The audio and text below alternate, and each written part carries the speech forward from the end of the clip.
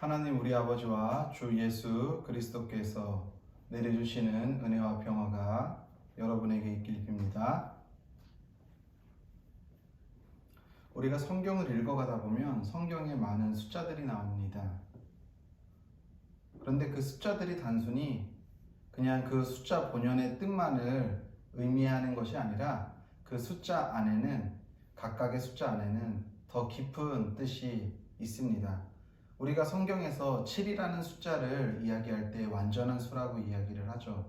왜 완전한 수냐 하면은 하늘의 숫자라는 3이라는 숫자와 땅이라는 4라는 숫자가 합쳐져서 하늘과 땅이라는 숫자가 합쳐진 7이라는 수가 그래서 완전하다라는 뜻을 가지고 있어서 7은 완전수라고 이야기를 합니다.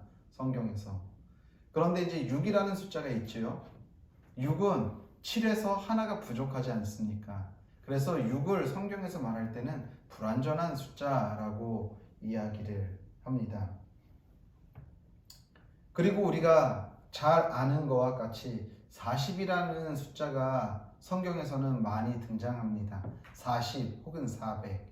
40이라는 숫자는 어떤 뜻을 가지고 있냐 하면요, 환난, 고난, 시련, 역경 이런 의미를 가지고 있습니다. 우리가 잘 알고 있듯이 예수님께서 광야에서 며칠 동안 금식을 하셨죠? 40일 금식을 하셨습니다. 이스라엘 백성이 출애굽하고 광야에서 몇 년 동안 방황을 했습니까? 40년이죠. 노아의 홍수가 있었을 때 비가 40주야를 내렸다라고 성경은 기록하고 있습니다. 이렇게 40이라는 숫자는요, 고난과 시련과 역경, 근데 결국에는 이 40이라는 숫자를 넘으면은 그 이후에는 주님의 은혜가 있다라는 것도 반증을 하는 것이죠. 40이라는 숫자를 꽉 채운 다음에 이스라엘 백성이 40년을 지나서 약속의 땅인 가나안으로 들어갔고, 노아의 홍수도 40주야가 끝난 다음에 하나님께서 무지개 언약을 통해 가지고 땅에 이제는 그러한 큰 물을 통해서 하나님께서 다시 심판하지 않으시겠다라고 약속을 하셨고, 예수님도 광야에서의 40일 금식과 사단의 유혹을 뿌리치고서 공생애를 온전히 시작한 것과 같이 이 40 이후에, 이 40이라는 숫자 이후에는 하나님의 은혜가 있다라는 또한의 자그마한 시련과 고통 속에서도 그 소망을 품고 살아갈 수 있겠다라는 생각을 하게 됩니다. 오늘 우리가 함께 읽은 본문 말씀 사무엘상 17장 1절부터 16절까지 있는 말씀을 보면 우리가 너무나도 잘 아는 이야기입니다. 어떤 이야기죠? 골리앗이 이스라엘 백성 앞에 나와가지고 하나님의 군대인 이스라엘 백성과 하나님을 모욕합니다. 이때 이것을 다윗이 듣고 어떻게 할례받지 못한 저 이방 장수가 감히 어떻게 하나님의 군대를, 하나님을 모욕할 수 있냐라고 이야기하면서 그 골리앗을 쳐 죽이는 장면이 오늘 우리가 함께 읽은 본문의 말씀이라는 것이죠. 그런데요, 재밌는 것은요, 이 본문에서도 40이라는 숫자가 나오는 겁니다. 골리앗이 어떻게 하죠? 40일 동안 아침 저녁으로 조석으로 매일같이 이스라엘 군대와 블레셋 군대가 서로 대치하고 있는데 매일같이 나와가지고 열받게 하는 거예요. 이스라엘 군대를 계속해서 시비를 걸어오는 겁니다. 성경에서는 오늘 우리가 함께 읽은 본문에서는 골리앗을 보고 뭐라고 말하냐면요, 싸움을 도두는 자라고 이야기를 해요. 싸움을 계속해서 걸어오는 거예요. 그래서 이것에 흥분해가지고 이스라엘 백성이 덤벼들면은 7일이었고 골리앗이 계속해서 싸움을 돋아옵니다. 싸움을 걸어와요. 시비를 걸어와요. 그런데요, 이스라엘은 함부로 나갈 수가 없어요. 왜? 어려서부터 전쟁터에서 잔뼈가 굵은 골리앗은 무려 키가 3m 정도가 되는 아주 정말 전사 중에 전사인 거죠. 우리가 지금도 2m만 돼도 키가 크다고 하는데 거기서 1m가 더 커요. 3m나 되는 거대한 사람이에요. 그 사람이 앞에서 와서 싸움을 걸고 있으니 얼마나 기가 잘 노르십니까? 그러면 골리앗이 시비를 걸 때 그냥 좋은 식으로 시비를 걸었을까요? 우리 그런 말 있죠. 좋은 소리도 하루 이틀이라고, 좋은 소리 듣는 것도 하루 이틀이라고. 매일같이 칭찬과 좋은 소리만 들으면 우리가 좋을까요? 그렇지 않아요. 근데 여기는 좋은 소리를 했을 리가 없죠. 계속해서 싸움을 걸어왔으니까. 40일 동안 계속해서 싸움을 걸어오는 거예요. 아침 저녁으로 계속해서 저 소리를 들어야 하는 거예요. 저도 요즘 하나 습관이 생긴 것 중에 하나가 뭐냐면은 아침 10시가 되면은 오늘은 코로나 확진자가 몇 명이 나왔는지 들여다보는 습관이 생겼어요. 오늘 아침에는 583명이 나왔어요. 이렇게 아침마다 이 숫자 때문에 스트레스를 받는 거예요. 왜? 그만큼 생활이 위축돼지니까. 근데 여기는 아침 저녁으로 나와서 40일 동안 그렇게 이야기했다라는 것은 물론 40일 동안 그렇게 했겠지만 이 40이라는 숫자에는 거기에 더 포함돼서 뭐가 있다고요? 이것으로 인해서 이스라엘 백성이 받는 고통, 이스라엘 백성이 받는 시련, 이스라엘 백성이 이 골리앗의 행동으로 인해서 당하고 있는 그 아픔을 지금 말하고 있는 거예요.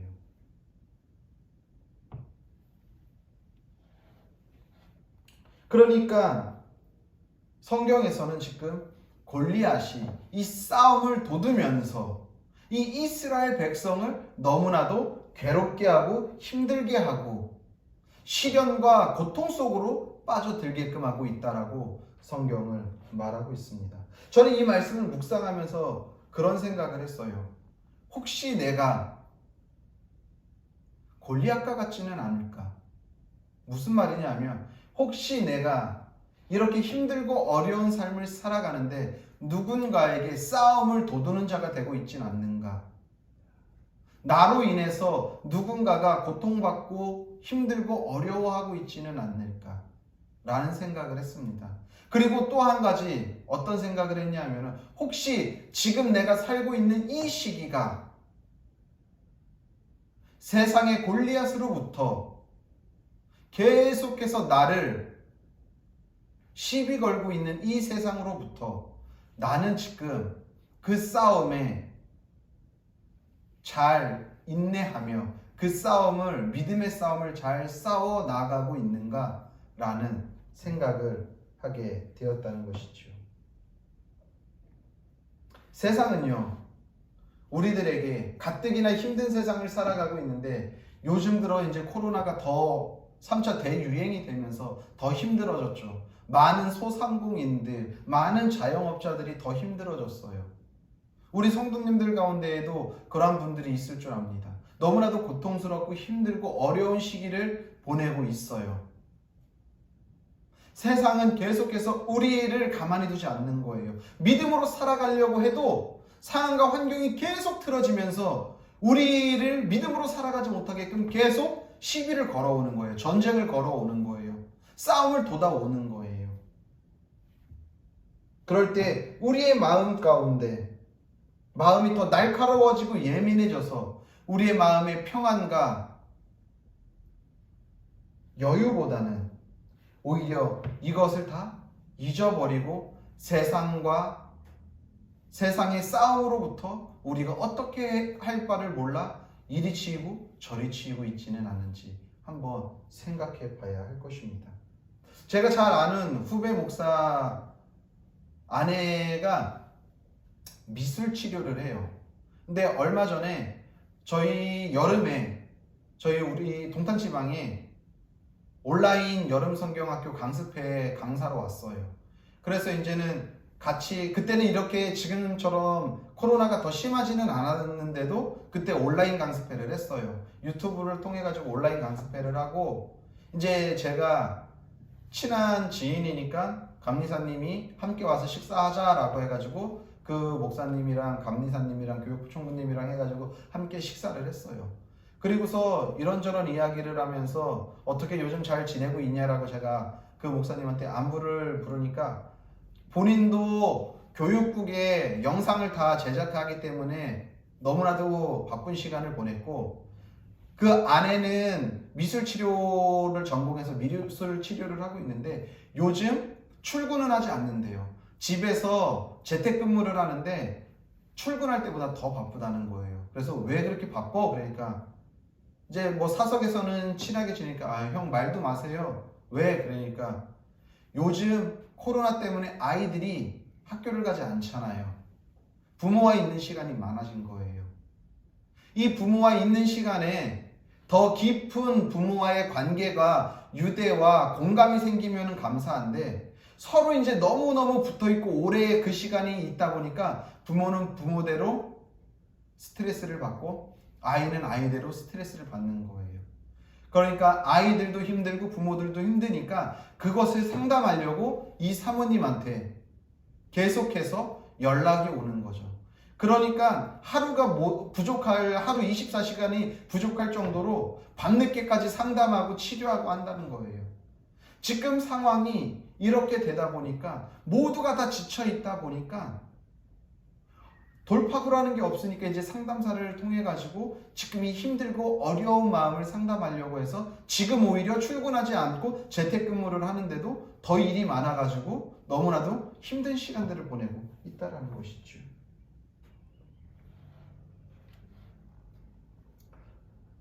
이렇게 힘든 삶은 단순히 그냥 코로나가 아니어도 우리 삶에 늘 있는 거잖아요. 그런데 우리가 이 상황 가운데서 어떻게 이 세상의 공격으로부터 어떻게 우리가 반응하냐에 따라 우리가 그 골리앗과의 싸움, 세상을 공격하는 골리앗과의 싸움에서 우리가 승리할 수 있고 어떻게 보면 또 우리가 어떻게 대처하냐에 따라서 그 전쟁에서 그 싸움에서 우리가 질 수도 있겠다라는 생각을 하게 된 것입니다. 세상은요 우리를 믿음으로 살아가지 못하게 하려고 계속해서 세상의 골리앗을 우리에게 회방을 하는 거예요. 시비를 거는 거예요. 가만히 있어도 힘든 이 삶 가운데서 가만히 있어도 믿음으로 살아가기 힘든 이러한 상황 가운데에서 계속해서 회방을 놓는 거죠. 믿음으로 못 살아가게. 악한 영은요 뭐 거창한 거로 우리를 무너뜨리는 게 아니거든요. 오늘 하루를 못 살아가게 만들면 되는 거예요. 오늘 하루를 실패하게 만드는 거예요. 오늘 하루도 세상에 어떠한 일 때문에 그냥 짜증나서 오늘 하루를 그냥 망가뜨리면은 악한 영은 승리한 거거든요. 근데 우리가 거기에 넘어가지 말아야 하는데 이제는 가뜩이나 힘든 삶에 코로나라는 것이 더 겹쳐지다 보니까 마음의 여유가 그만큼 없어지고 세상의 자그마한 공격으로부터도 계속해서 마음이 요동치는 거죠. 그래서 그 싸움으로부터 우리가 이겨내야 함에도 불구하고 늘 항상 그 싸움에서 지고 있는 모습이 지금 나의 모습이고 우리 모습이 아닌지 한번 봐야 한다는 것입니다. 여러분은 어떠십니까? 혹시 세상의 그러한 공격에 당하고 있지는 않습니까? 아니면은 내가 골리앗이 되어서 누군가를 그렇게 혹시 또 공격하고 있지는 않습니까? 저는 오늘 말씀을 묵상하면서 때로는 내가 골리앗이 되고 때로는 골리앗으로부터 당하고 있는 저의 모습을 보게 되었다는 것입니다. 내가 한 말로 인해서 내가 한 행동으로 인해서 나의 사랑하는 가족이 나의 사랑하는 공동체가 나의 사랑하는 이웃들이 혹시 상처를 받지는 않았는지 그들이 아픔을 겪고 있지는 않았는지 오히려 이웃이 혹은 가족이 공동체가 나에게 혹시 또 골리앗이 되어서 그렇게 공격은 하고 있지는 않는지 우리의 삶을 한번 점검해 봐야 한다는 것이죠. 제가 지난주에 한 줄 묵상을 하면서 마태복음 27장에 있는 말씀을 한 줄 묵상을 가지고 나누면서 제가 그런 이야기를 했습니다. 어떤 이야기를 했냐면은 우리는 너무나도 재판관이 되어서 판단하는 것 같다. 종교적인 것을 가지고 종교적인 잣대로 누군가를 판단하고 누군가를 재판하는 것 같다. 그 재판관이, 그 바리새인이, 그 서기관이, 그 제사장들이, 그 장로들이, 그렇게 해서 예수님을 십자가에 못 박은 자들이 나의 모습이다 라는 것을 제가 한 줄 묵상을 통해서 나눴죠. 그러면서 제가 그렇게 이야기했습니다. 우리가 그런데 재판관이 대해서 판단하는 것이 아니라 우리는 그저 빈 공간을 만들어야 한다. 왜? 누군가가 그 공간에 들어와서 쉼을 얻고, 누군가가 그 공간에 들어와서 기대고, 누군가가 그 공간에 들어와서 설 수 있도록 우리는 계속해서 빈 공간을 만들어야겠다라고 제가 이야기를 했습니다. 왜? 하나님께서는 우리에게 말씀하셨거든요. 누구를 판단하라고 말씀하신 것이 아니라 하나님을 사랑하는 마음을 가지고 이웃을 사랑하라고 말씀하셨다는 것이죠. 오늘 누군가가, 내가 골리앗이 돼서 누군가를 상처 주는 것이 아니라, 누군가에게 시비를 걸고 회방을 거는 것이 아니라, 누군가의 골리앗이 나에게 회방을 걸고 시비를 걸어왔을 때 그것을 나의 감정과 나의 뜻대로 반응하는 것이 아니라, 오늘도 어떻게 하면 이러한 상황 가운데서 믿음으로 살아갈 수 있을지에 대한 우리가 고민과 처절한 싸움이 있어야 하겠구나. 세상과의 골리앗과의 처절한 싸움이 있어야겠구나. 내 자신과의 처절한 싸움이 있어야겠구나 라는 생각을 하게 되었다는 것입니다. 우리가 해야 할 것은 회방 놓고 시비 걸고 싸움을 도두는 일이 아니라 그들을 인정하고 그들을 사랑하고 포용하는 것이 오늘 우리가 감당해야 할 몫이라는 것입니다. 지금과 같이 이렇게 더 어려운 시기에는요, 오히려 그러한 마음이 더 필요할 것입니다. 우리의 자리를 내어줄 공간을 확보하고, 그래서 그 자들을 우리의 빈 공간으로 초대해 드려야 한다는 것이죠.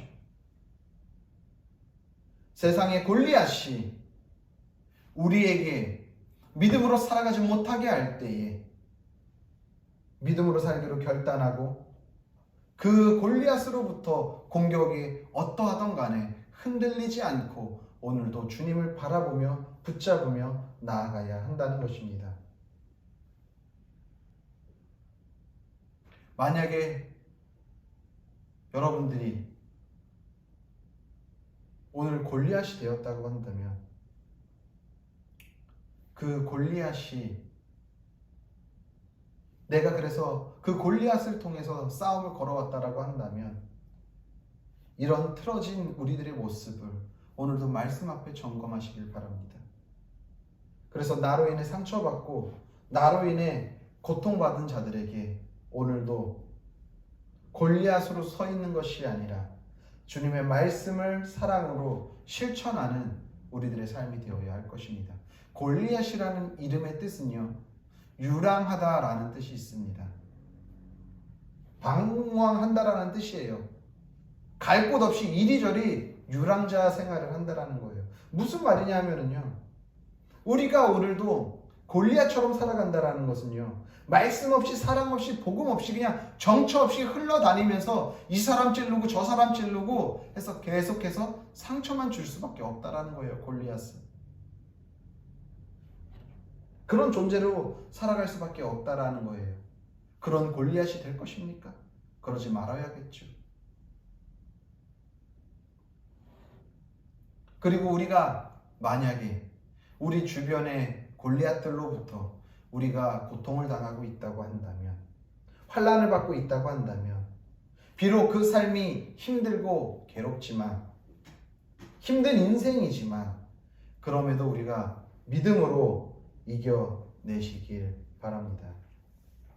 오늘 분명히 골리앗이 40일 밤낮을 이스라엘 군대 앞에서 하나님을 모욕하고 시비를 걸며 싸움을 걸어왔지만, 하나님이 그 시간을 통해 그들에게 구원자인 다윗을 보냈다라는 사실을 기억하시길 바랍니다. 비록 이스라엘 백성에게 40이라는 숫자가 고난의 수고, 환난의 수고, 역경의 숫자이지만 그 시간을 견디고 나면은, 그 시간을 지나고 나면은 하나님은 그 시간을 통해 이스라엘을 만들어 가셨다라는 사실을 기억하시길 바랍니다.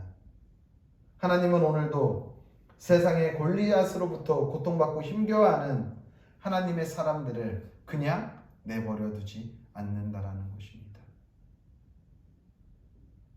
이 이스라엘 백성도 우리가 다 아는 내용이지만 다윗을 통해 다시 그들의 고통 가운데 있는 그들을 다시금 구원해 낸다는 사실을 기억하십시오. 우리가 고통 가운데 할 수 있는 것은 다른 것이 아닙니다. 그들이 시비 걸어올 때 하나님의 말씀을 붙잡고 싸워야 한다는 것이지요. 세상의 골리앗은 오늘도 우리의 삶에 시비를 걸어옵니다. 우리의 삶을 망치려고 하죠. 하지만 그 싸움에, 그 시비에 흔들리지 말고 오직 말씀으로 무장하여 세상의 골리앗과 대적해서 승리하시기를 바랍니다.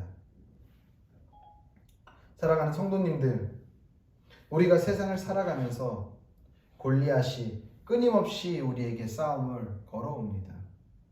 세상은 말씀으로, 복음으로, 믿음으로 살아가려는 우리를 가만히 내버려 두지 않습니다. 때로는 골리앗이, 내가 골리앗이 되어 우리의 이웃들을 아프게 할 때도 있고요. 때로는 주변에 있는 이웃들이 골리앗이 되어 우리를 아프게 할 수도 있습니다. 그런데 그러한 삶 가운데서도 우리가 믿음 잃지 않고 오늘도 이 골리앗과의 전쟁에서, 싸움에서 승리할 수 있는 것은 오직 주님밖에 없고 주님의 말씀밖에 없다라는 사실을 기억하시고 그 하나님을 붙잡고 그 하나님과 함께함으로 인해 세상의 골리앗으로부터, 그래서 싸움을 도두는 자들로부터 오늘도 믿음의 싸움에서 승리하며 이 세상을 살아나가시는 우리 성도님들의 삶이 되시기를 예수님의 이름으로 간절히 소원합니다. 기도하겠습니다. 주님, 때로는 내가 골리앗이 되어 우리의 사랑하는 이웃들에게 싸움을 돋아왔고, 때로는 우리의 이웃들이 골리앗이 되어 우리에게 싸움을 돋아오며 살아왔습니다. 그럼에도 불구하고 이러한 믿음의 싸움 가운데 우리가 이 싸움에서 지지 않게 하시고 믿음으로 승리할 수 있게 하여 주옵소서. 그래서 오늘도 세상의 골리앗으로부터 믿음의 승리를 쟁취하는 우리 성도들의 삶이 되도록 주님께서 인도하여 주옵소서. 이제는 우리를 위하여서 십자가에 달려 죽으신 예수 그리스도의 은혜와 그의 아들을 아낌없이 십자가에 내어주신 하나님 아버지의 영원하신 사랑과 성령의 교통하심과 위로하심과 역사하심이 오늘도 세상의 골리앗으로부터 믿음의 싸움을 통해 승리하기로 결단한 성도들 머리 위에와 그들의 가정과 섬기는 교회와 나라와 민족과 더 나아가 세계 열방 가운데에 이제로부터 영원히 함께 계시기를 간절히 축원하옵나이다. 아멘.